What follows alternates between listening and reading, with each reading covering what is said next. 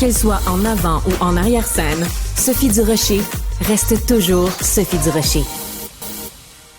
Mon prochain invité, c'est Luc Thériault. Il est porte-parole du Bloc québécois en matière, entre autres, d'aide médicale à mourir. On avait envie de parler avec lui de ce projet de loi déposé à la Chambre des communes pour permettre aux personnes atteintes d'un trouble neurodégénératif de procéder à une demande d'aide médicale à mourir anticipée, évidemment. Monsieur Thériault, bonjour. Bonjour, Madame Durocher. Comment ça a été accueilli, votre projet de loi? Bien, ça a été accueilli, je dirais, très bien par l'ensemble des partenaires, la Chambre des notaires, le Barreau du Québec, les associations pan-canadiennes, Mourir dans la dignité. Je pense que le gouvernement devrait retrouver son courage politique. Les libéraux sont les champions du libre choix et avec raison en matière d'une femme de décider son propre corps, en matière d'avortement, on est pour le libre choix. Et là, tout à coup, par rapport à une décision aussi intime que celle de notre propre mort, il n'y a pas une décision aussi intime que celle-là, c'est pas l'État ni le voisin qui va mourir à notre place. Là, tout à coup, ils ont un problème.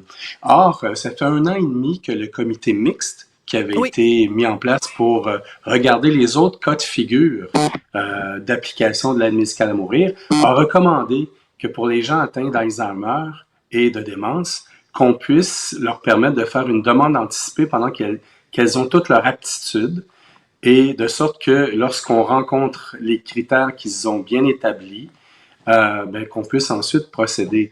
Parce qu'il y avait Sandra de Montigny, entre autres, avec nous. Oui.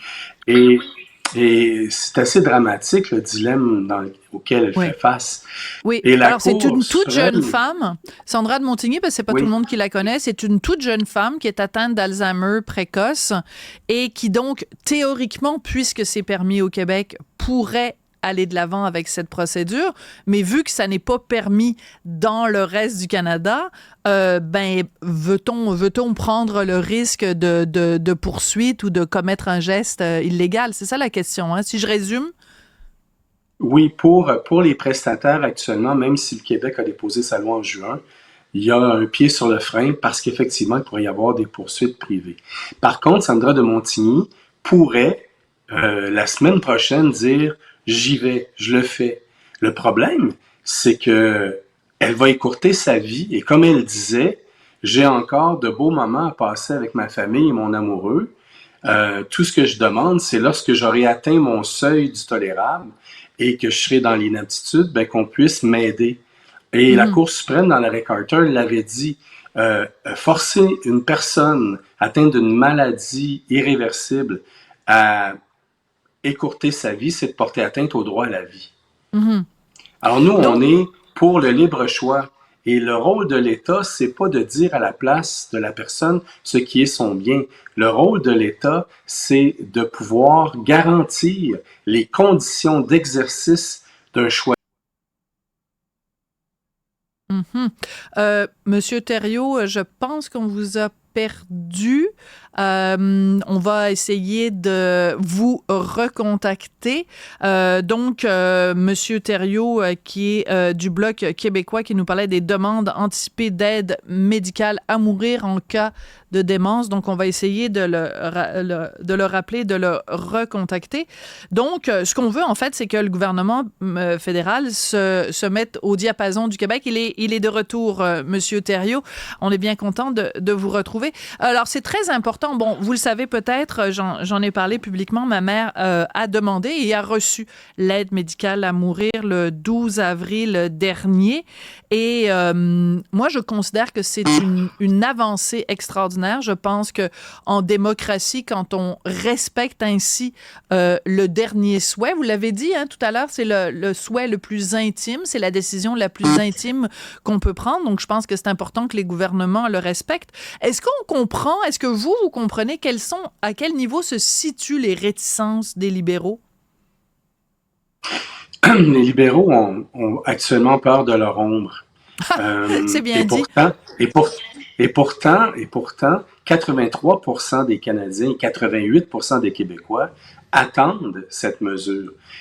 Ils sont en faveur. Oui. Il n'y a aucun risque d'un but électoraliste à ne pas aller de l'avant. Au contraire, même si j'étais à leur place, j'irais de l'avant.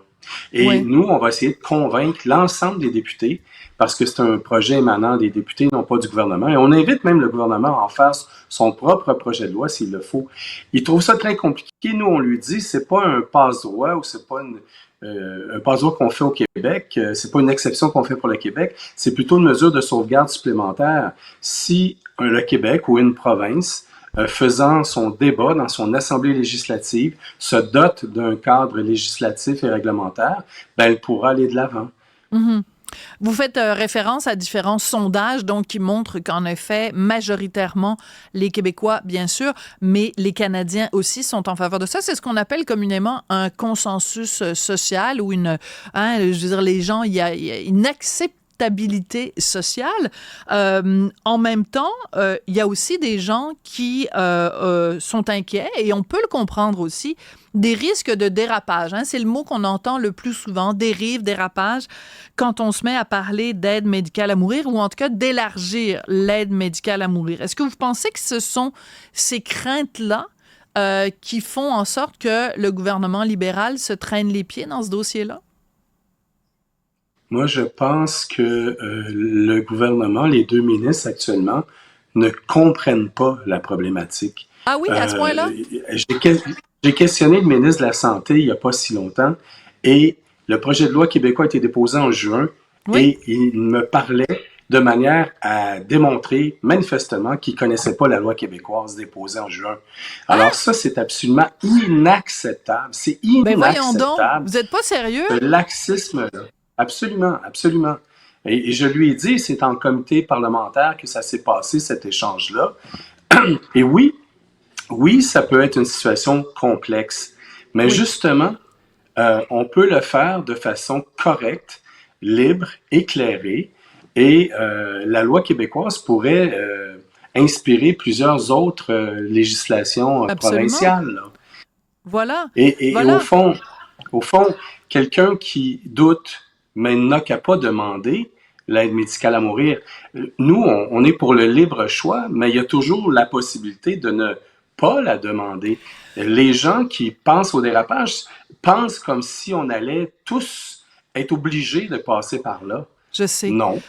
Ah, Monsieur Thériault, si vous saviez le nombre de mythes et stéréotypes qui continuent à entourer l'aide médicale à mourir, les gens ont l'impression qu'à partir du moment où tu signes en disant ben je la demande pour l'avoir éventuellement, que au bout d'un certain temps, il y a un médecin va débarquer chez toi puis va sortir la seringue puis va t'euthanasier contre ton gré, ou alors que tes enfants ou ton conjoint va pouvoir t'imposer l'aide médicale à mourir.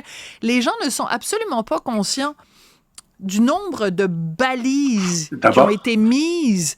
D'abord, le délai de 3 mois entre le moment où on le demande et le moment où on a l'autorisation. Mais même quand on a l'autorisation de procéder, après un examen de 2 médecins indépendants, même une fois qu'on a en main l'autorisation, dans les dernières minutes avant de procéder, le médecin se doit de redemander à la personne, êtes-vous certaine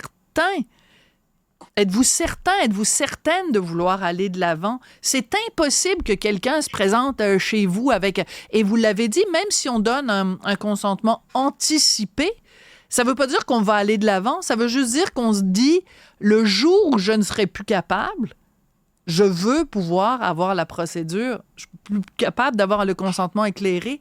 Donc, il faudrait... Moi, je dis, ça prendrait une campagne nationale au Canada pour... éduquer les gens à l'aide médicale à mourir?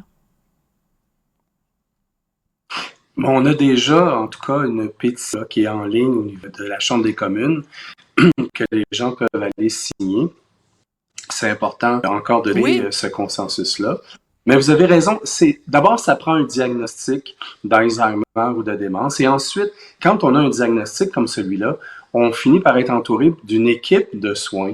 Et tout au long du processus, avant de perdre notre inaptitude On peut revérifier la volonté de la personne, là. C'est une maladie dégénérative cognitive Oui. qu'on est capable de prédire, dont on prédit avec assez d'exactitude les différentes étapes. La personne, à l'origine, lorsqu'elle va s'asseoir avec son équipe de soins et qu'elle va dire, moi j'aimerais, lorsque je serai rendu à tel niveau, par exemple, que je reconnais plus du tout mes proches, que je suis plus capable de rentrer en relation avec personne, que les gens sont obligés de se battre avec moi pour me nourrir, que je suis doublement incontinent. Bref, j'aimerais que vous procédiez. Ben, là, elle confie à un tiers la possibilité, donc, de dire à l'équipe de soins le moment où le tiers pense que cette personne est arrivée à rencontrer les critères. Est-ce que vous pouvez l'évaluer?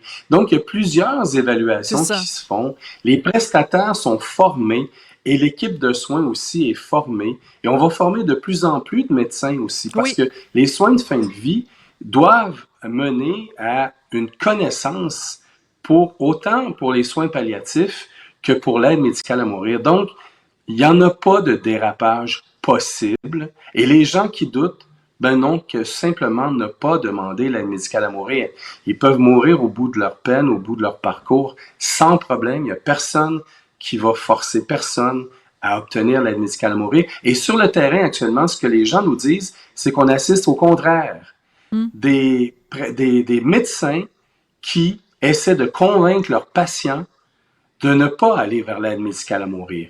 Et ça, c'est pas assez dit. Et il y a des médecins qui sont venus témoigner en comité pour nous dire, moi, jamais je n'accepterai cela et jamais je ne référerai mon patient à un médecin qui pourrait le faire. Ça va à l'encontre de leur code de déontologie. Alors même dans un cas là, de cancer, de phase terminale de vie, il y a présentement au Québec, alors qu'il y a un consensus social, des poches de résistance encore dans les institutions. Alors imaginez, le dérapage, il n'est pas du côté des prestataires de l'aide médicale à mourir présentement. C'est ça. Le dérapage n'est pas... D'ailleurs, un très bon texte de Dr. Alain Vadeboncoeur, qui est paru il y a quelques semaines dans le magazine L'Actualité, justement, qui parlait de ces réticences-là. Et en effet, s'il y a des risques de dérapage, c'est bien plus de ceux qui mettent des bâtons dans les roues que du côté d'un éventuel ruée. C'est parce que les chiffres sont très élevés au Québec. Hein, il y a quand même une grande proportion des gens qui meurent chaque année. C'est une grande proportion qui est occupée par des gens qui ont demandé l'aide médicale à mourir. Mais pour l'avoir vécu dans ma famille, puis pour l'avoir vu de mes yeux vus, je peux vous dire que c'est vraiment digne. Il y a énormément de dignité là-dedans. J'encourage tout le monde à aller signer la pétition. Luc Thériault, vous êtes porte-parole du Bloc québécois dans ce dossier sur l'aide médicale à mourir. Merci.